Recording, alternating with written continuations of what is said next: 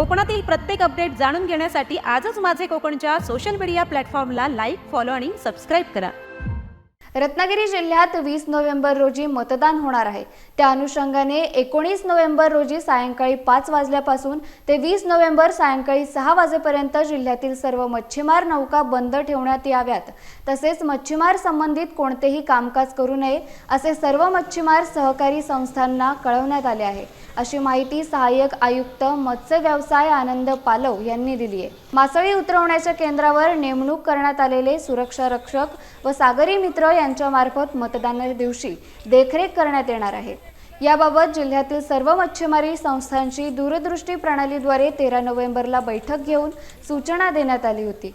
मतदान केल्याशिवाय कोणीही नौका मासेमारी जाणार नाही याची दक्षता घेण्याबाबत सर्व मच्छीमारांना अवगत करण्याबाबत कळवण्यात आले आहे।